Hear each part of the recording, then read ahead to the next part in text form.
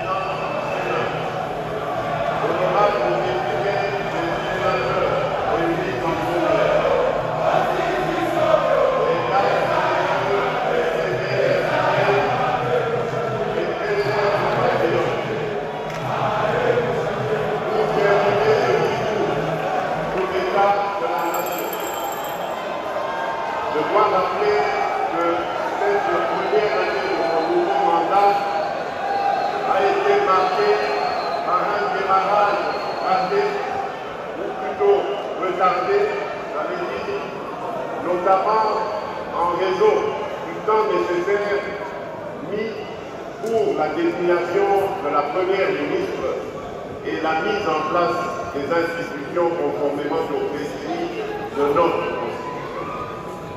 Ces délais, bien que contraignants, étaient indispensables pour respecter les échéances et les procédures fondamentales de notre démocratie. Cependant, cette situation nous invite à une réflexion commune. Il est peut-être temps d'engager une réflexion nationale sur une réforme constitutionnelle.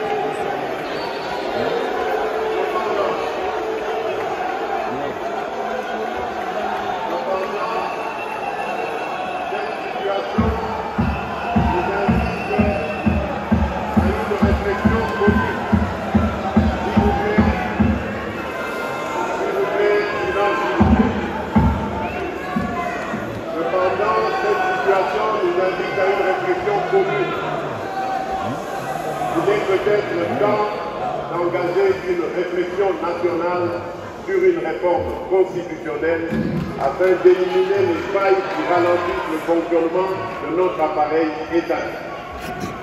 Cette démarche consiste uniquement à lancer une initiative visant à inviter nos compatriotes à une réflexion sincère pour bâtir un cadre institutionnel plus adapté aux réalités et aux aspirations de notre peuple.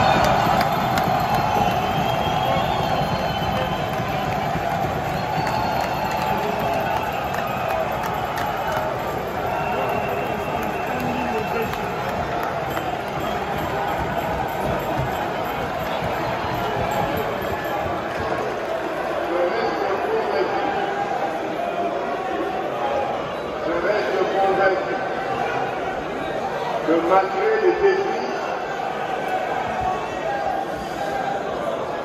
je reste convaincu que malgré les défis, unis, nous pouvons transformer nos potentialités en richesses réelles, nos faiblesses en force et notre diversité en un facteur de cohésion. À tous, je voudrais redire, tout est possible à celui qui rêve, ose et n'abandonne pas.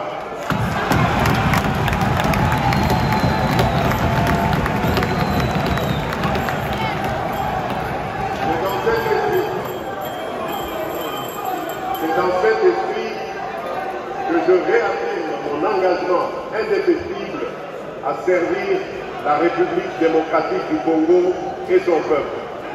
Que vive la République démocratique du Congo, que Dieu bénisse la République démocratique du Congo et son peuple.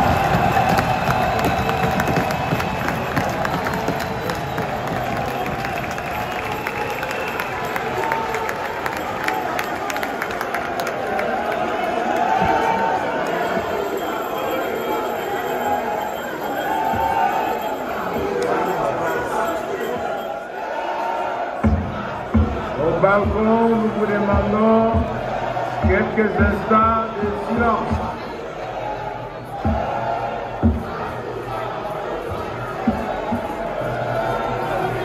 Prochainement, nous prendrons des mesures conformes au règlement intérieur. Et ceux qui chantent doivent cesser. Le moment est solennel. Nous devons clôturer en beauté ce congrès. Excellence, Monsieur le Président de la République, chef de l'État, nous venons de suivre avec beaucoup d'attention votre discours sur l'état de la nation.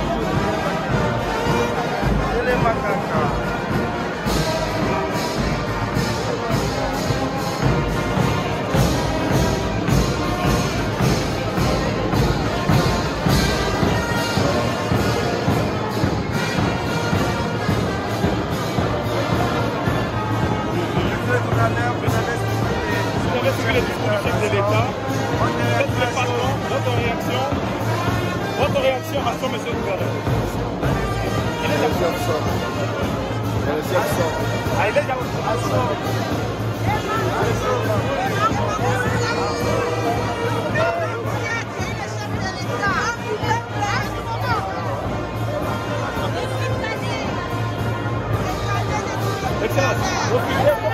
Excellence, votre réaction à chaud après le discours du chef de l'État. Il a parlé également de Tanganyika. Il a cité notre Tanganyika. Vous êtes le numéro 1 de cette vos réactions.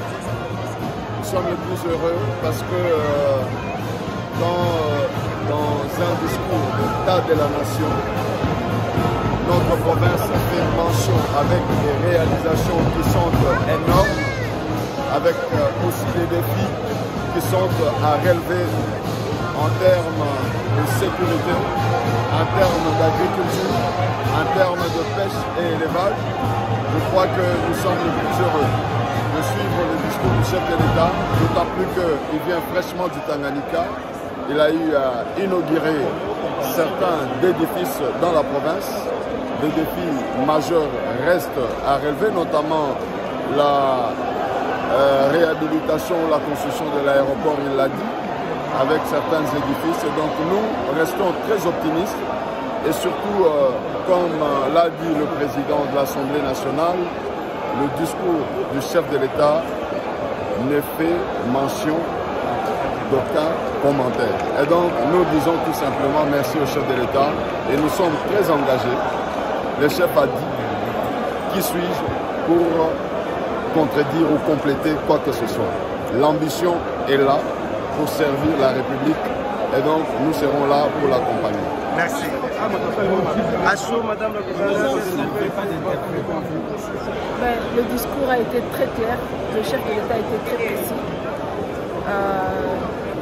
très précis, donc il n'y a pas de commentaire. Tout a été bien dit. Par rapport à la révision de la Constitution, vous êtes d'accord que... Totalement d'accord. Totalement d'accord pour le changement. Ok. Ah, merci beaucoup. Merci beaucoup. Puisque vous avez compris, il a parlé de beaucoup de points. Votre réaction? Non, je suis très satisfait en tant que parlementaire d'avoir participé à ce premier congrès de la 4e législature et je suis encore plus satisfait de ce magistral discours du chef de l'État qui a posé toutes les questions de l'heure, toutes les questions institutionnelles et structurelles. Nous sommes fiers justement parce que ce discours a suscité espoir. C'est un discours de rassemblement, c'est un discours d'encouragement et c'est un discours d'espoir. Parlant du changement de la Constitution, le chef de l'État a exprimé encore été sa détermination. Mais effectivement, comme je le disais tout à l'heure, c'est un discours d'espoir, d'encouragement, parce que ce discours vient clarifier les choses. Premièrement, nous en tant que parlementaires, nous venons d'être saisis. Saisis de quoi?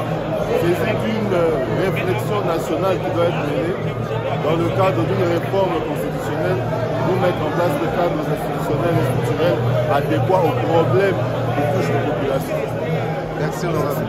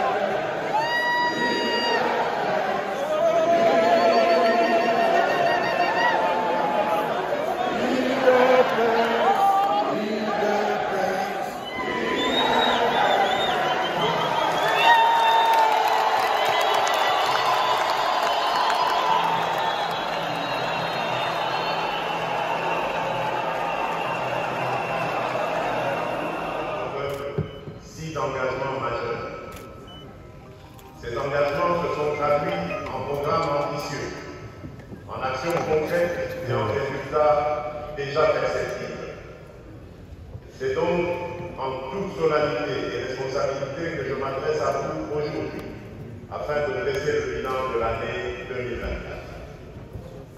Une année où, malgré d'importants défis, nous avons réalisé des progrès notables, accompli des avancées concrètes et démontré une détermination inébranlable à bâtir une République démocratique du Congo plus forte, plus prospère et plus équitable pour tous.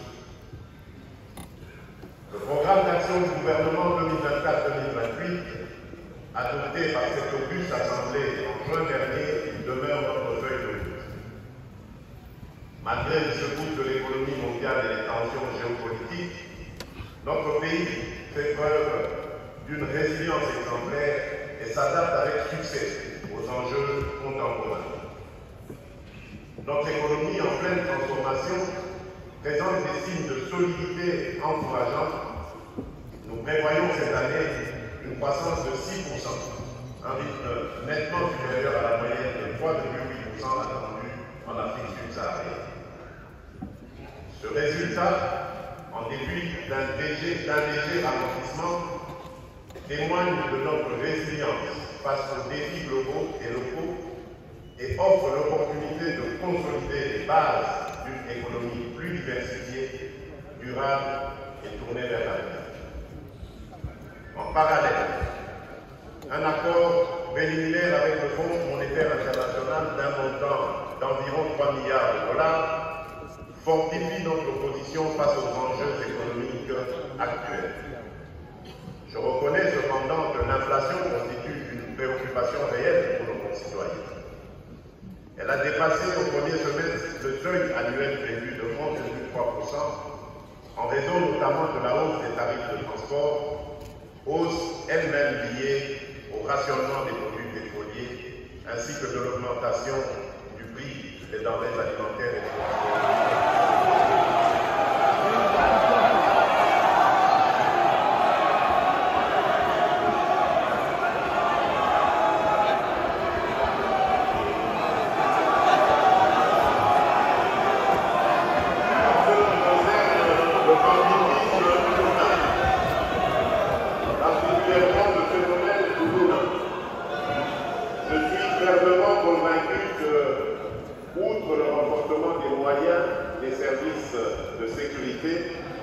Il est essentiel d'adopter rapidement des mécanismes efficaces de réinsertion pour les jeunes délinquants. Une plus grande rigueur dans la répression des actes criminels en conformité avec notre législation s'avère également primordiale. À cet effet, le gouvernement a lancé le processus de dotation en matériel roulant à la police nationale et aux administrateurs de territoire pour leur itinérance. Aussi, dans le cadre de la participation directe des citoyens à la gouvernance sécuritaire, il a été mis en place des comités locaux et provinciaux de sécurité. Ce processus a déjà permis l'élaboration pour la ville de Kinshasa des plans locaux de sécurité dans les communes de Kisenjo, Matete, Boumou, Lingwana, Gaba, alors que ceux des communes de Makala, Tibanseke, Ndjili, Selembao, Masina sont en cours d'élaboration.